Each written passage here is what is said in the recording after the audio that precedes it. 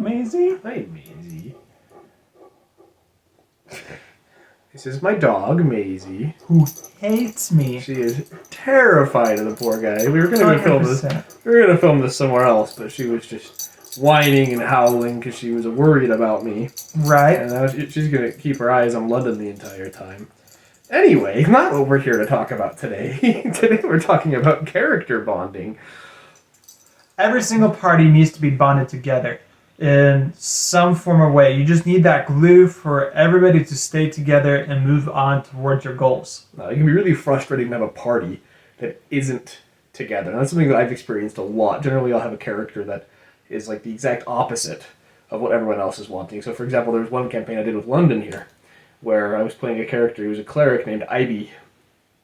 And Ivy was a member of basically the Catholic Church. And everyone else in the party were pagans that hate, and one or two of them just straight up hated the Catholic Church. And not actually the Catholic Church, but the so-called Catholic Church.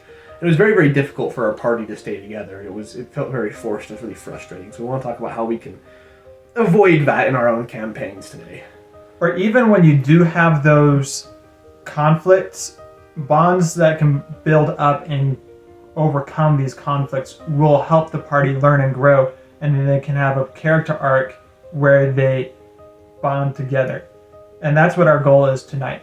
And the worst thing you can do is actually not have these bonds. I've ended campaigns because parties would not work with each other at all. Yeah, it's really, really hard for players too. It's really difficult for players, especially if they feel like they're the odd one out. Right. So we narrowed things down to pre-organizing, trying to get in those hooks, and having incentives.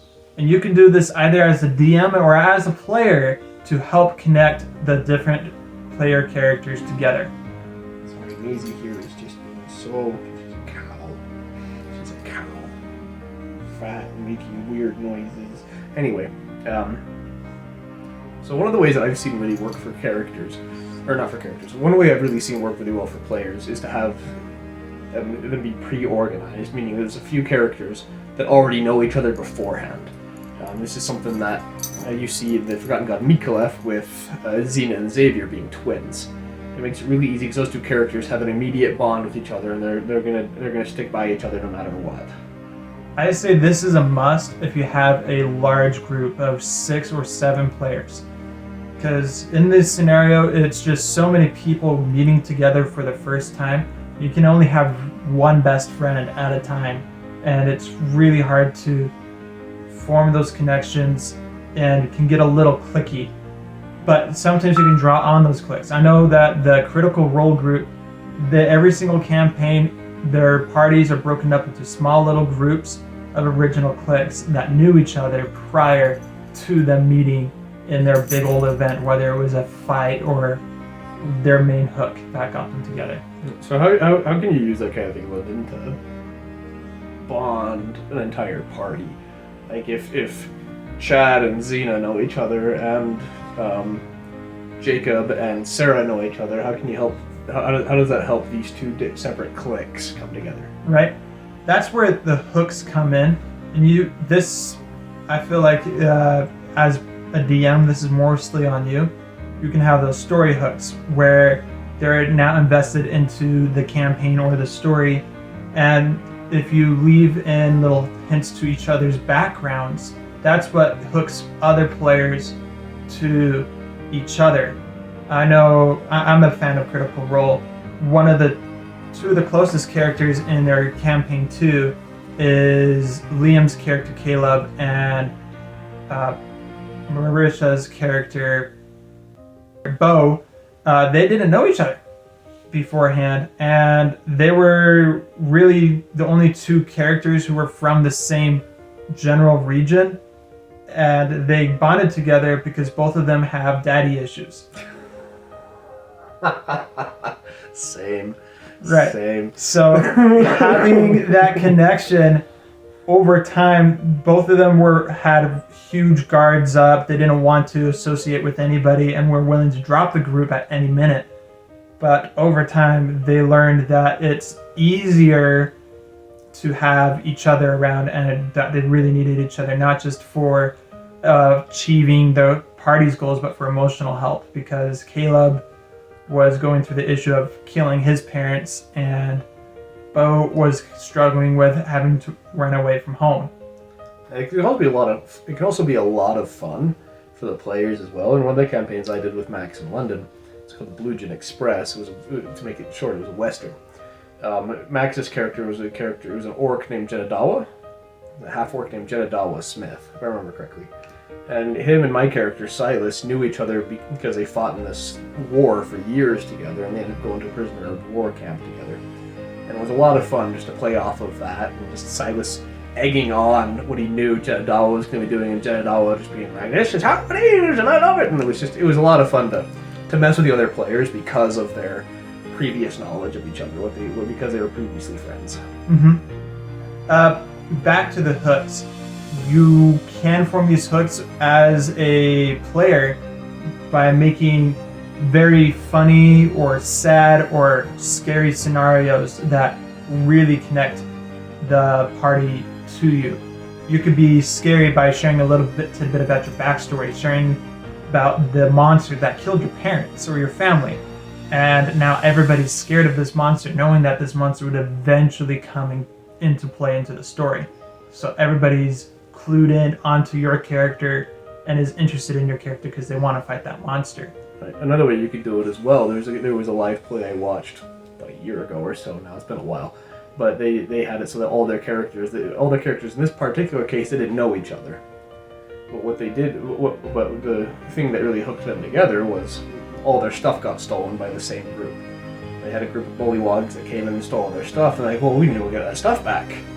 And so they banded together in that particular moment to go and get their stuff. I like to label that type of stuff into incentives, where everybody is working together to achieve something. Everybody could be incentivized by money, and that's an easy incentive, but most parties have more wants and desires than just money. So incentivize your players with parts of their character's backstory, like reconnecting with their families, or finding that person who has the information you need. And maybe the reason why you need somebody in your party and you're connecting with that character is because they have something that you want. So as players, you should look for ways for how you can help other party members, not inside combat, but in other ways. For example, For example, Valeraine is starting to pick up on Garrett's and Eden's characters who are dealing with their orphans, basically. I don't even fully know their story, if I'm going to be honest. I remember Valeraine... I think they're orphans? I remember one conversation when Eden's character was off spying on the bullywogs. Valeraine was talking to Xander and... Xavier? Yeah. Oh, my Xavier. bad. It's been a little bit. Yeah, we haven't played for like 6 months. So Valeraine and Xavier were talking, and Valeraine was asking Xavier stuff about his family and their personal life, and he said something along the lines that they only have each other, don't have anybody else, and Valeraine can relate to that very personally, and that's like instant hook for her, and she's drawn to them, even though that Eden and Garrett aren't really aware of Valeraine's motives, but looking for somebody like that was part of Valeraine's goals. Another thing, I know we didn't initially plan on talking about this, but another thing that I think about that can really hook characters together is a common goal. It's one thing to be incentivized by, I need to go get my money that got stolen or whatever it may be, but it can be another thing entirely if especially if the characters already know each other, or maybe they don't know each other. Maybe they just live in the same village, but they never really associate. Maybe one's the baker's son, and the other one's one of the ranchers that lives, off in the sticks of the town. But they get attacked by. They find out they're going to get attacked by bandits.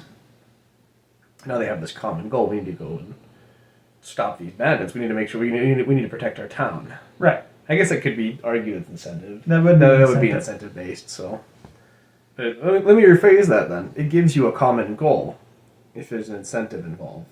In some cases. Not always, but it can. So either a common goal or each other are a means to achieve a goal. And yeah. Do you have any personal experiences by trying to do this as a player, trying to find hooks or... Oh yeah. So again with Ivy, so a lot of times when I play campaigns with this guy, it's never planned, but I'm usually, as I said earlier, I'm usually building a character that's opposite from everyone else, and it's never intentional. It's never like, oh, they're all doing this, I'm gonna do this. It's just like, oh, he tells me this is the world we're in. I'm like, oh, cool, I'm gonna do this kind of character, and then I find out I lost as a separate one. So I have a really hard time trying to fit in with the party because they're all like, well, let's go murder stuff, and then I'm this kindly priest, and I'm like, no, let's not kill stuff. Let's be kind, be good. But in the case of Ivy, as this cleric I was playing as, the thing that I was able to do to keep our party together, or at least make sense that I would be there, was he was a wandering priest that went around just healing everyone he could, and he just did what he could when he could. And when he came across the party, and was like, well, if you guys need to get to this town, I know how to get there. So he acted as a guide, and it helped the party. Oh, we need to get to this town anyway. Right. And it helped me to make sense why I'd stay with them. And there you got the incentive. I tried to do a hook with Garrett when Garrett and Eden's characters were first being introduced. I had Valorane puke on Xavier, and that was my way of forcing that quick connection, and it was hilarious because we all got a laugh about it. And after that, it was really easy for Valorane to really get closer to Xavier, and I guess Valorane is just naturally drawn to Xavier, and because he's a spellcaster, because he's a little bit of a loner. Right. These are just things that she personally relates to. Well, what I think is interesting too is Valorane's particular interest in Alcor. Yeah. Because she sees Alcor, from my perspective, she sees Alcor as a strong figure, someone that can really probably take care of stuff. And I know some things about her backstory that makes sense. I don't know if I'm going to say it just for spoiler reasons or character reasons, but from what I understand, she really likes the idea of someone who's strong and that can protect people. And she views Alcor like that. Yeah, because Alcor seems very familiar. She's coming from this very native background where there was always braves in the tribe that were able to protect people, and Alcor fits that build. Much better than pretty much anyone else. Everybody else is a walking target. Yeah, pretty much. Like, I love Dan, but he's just so silly.